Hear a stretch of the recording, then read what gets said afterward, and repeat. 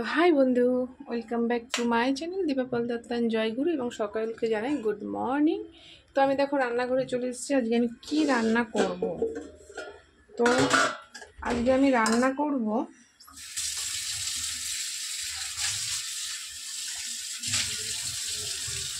দেখো কড়া বসিয়ে দিয়েছি, একসাথে দুটো রান্না বসিয়ে দেবো।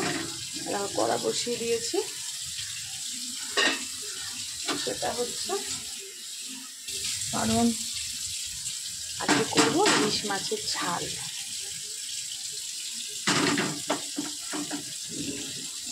ইলিশ মাছের ঝাল আর এই যে কচুর শাক, একটা দারুণ রান্না হবে। তো একদম তোমাদের সাথে আগেও শেয়ার করেছি, একদম অন্যরকমভাবে কিন্তু ইলিশ মাছের ঝালটা করবো কড়াতে। অনেক সময় আছে অনেকে কিন্তু পোস্ত, কাজু বাদাম অনেক কিছু দেয়, আমি কিন্তু কিচ্ছু দেব না। আমি একদম সিম্পলভাবে করব, শুধু সর্ষে বাটা দিয়ে। আমাদের সর্ষে বাটা ঝালটাই পছন্দ করি। তো এই দেখো ইলিশ মাছ,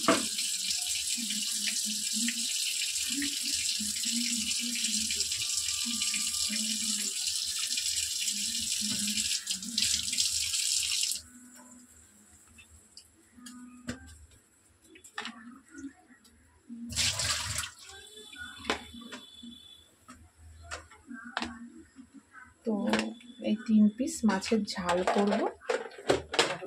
একসাথে দুটো কড়াই বসিয়ে দিয়েছি, করে নেব। একদম সিম্পলি ভাবে করব। তো চলো তেল ঠেল সব বের করে নিই। দেখো তেল, নুন, কালো জিরে, হলুদ, আর কিছু লাগবে না। তো চলো একে একে কড়াতে তেল দিয়ে দিই।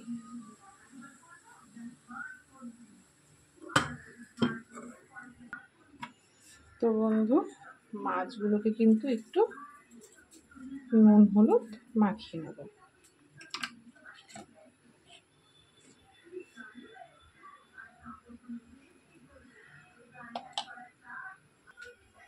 তো দেখো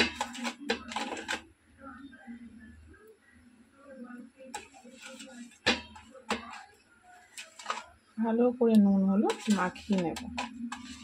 একদম শর্টকাট প্রসেসে যদি ইলিশ মাছের ঝাল খেতে চাও, এটাই হচ্ছে সব থেকে শর্টকাট প্রসেস এবং দারুণ একটা দুর্দান্ত টেস্ট।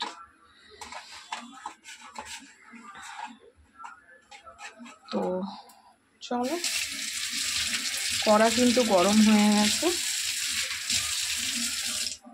দুটোতেই কড়া গরম হয়ে গেছে।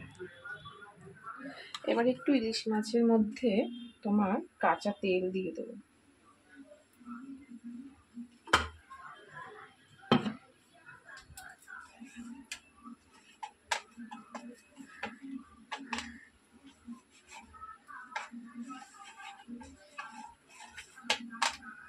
দুটো কড়া কিন্তু গরম হয়ে গেছে। আজকে আমার কাছাকাছি আছে 12:30টার জলে কাটবো, কারণ আজকে আমার ঘুম থেকে উঠতে প্রচণ্ড লেট হয়ে গেছে। জানি না বন্ধু, অনেকেই বিশ্বাস করবে না, আমার শরীরটা মানে 100%-এর মধ্যে যদি বলো 100%ই খারাপ। তার মধ্যেও আমি ভিডিও দিচ্ছি, তার মধ্যেও আমি চলাফেরা করছি, করতে হবে। সংসার যখন আছে তখন আমাকে কিন্তু করতে হবে, এটাই হচ্ছে ব্যাপার। তো চলো ইলিশ মাছটা বসিয়ে দিই। দেখো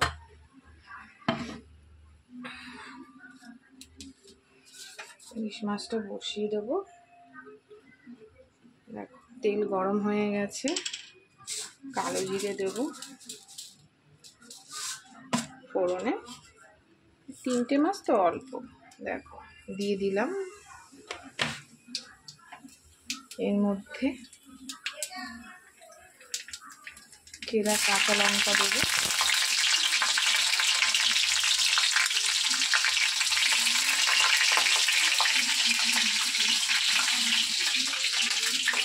তারপরে তোমাদের সাথে এর আগেও এরকম রেসিপি শেয়ার করেছি। লবণ দেব এবারে সামান্য একটু হলুদ দেব।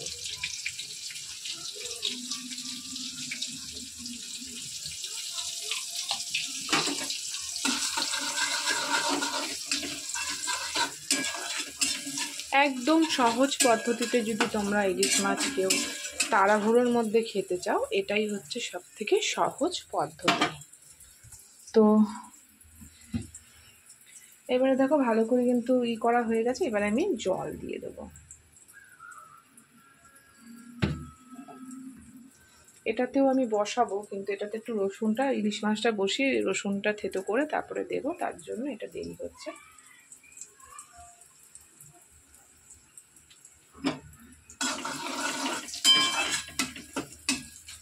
তো দেখো আমি এবার জল দিয়ে দেবো। বেশি জল দিলাম না, কারণ 3 পিস মাছ মাত্র।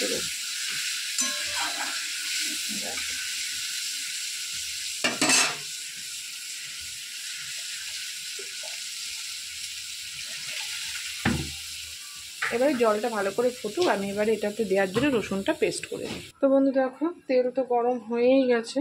আমি এবারে কালো জিরে আর গোটা লঙ্কা ফোড়নে দিয়ে দেবো। তারপরে দেব কাঁচা লঙ্কা,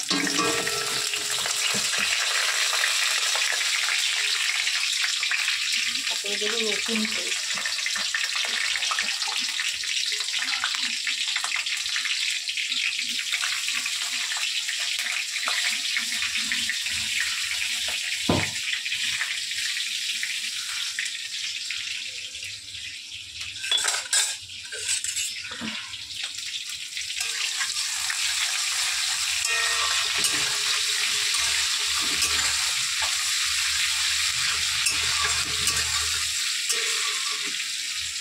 দারুণ একটা স্মেল বেরিয়েছে। আর এখানে দেখো ঝোল ফুটে গেছে। এবার আমি একে একে মাছটা দিয়ে দেবো।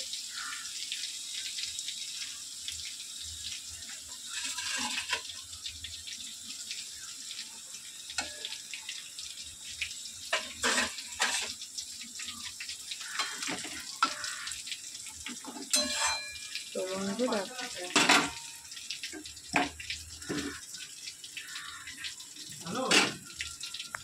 তো বন্ধুরা দেখো এবার মাছটা আমি ঢেকে দেবো, সেদ্ধ হবে।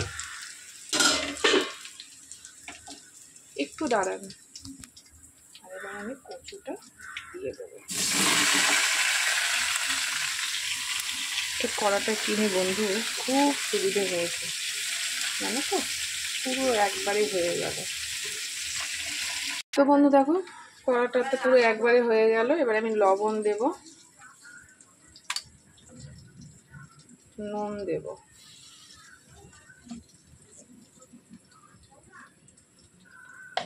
তো চলো এটা কিন্তু নাড়তেও আমার সুবিধে, জানো তো, নাড়তেও খুব সুবিধে। আগে এরকম কচু মচু বসাতে গেলে হয় একদম বড় কড়া নিতে হতো, আর না হলে ছোটোটাতে একটু কমবে। তারপরে আমি সেদিনকে কচু কিনেছিলাম, একবারে কেটেই নিয়েছিলাম, কাটাই ছিল, দাম বেশি পড়েছে। এটা সুবিধা কি ধুয়ে বসিয়ে দিলাম। যাই হোক, তো চলো এগুলো হোক। এবারে আমি হয়ে গেল, এবারে আমি আস্তে আস্তে অন্য কাজ করব। তো চলো এবারে এটা আমি ঢাকা দিয়ে দেবো।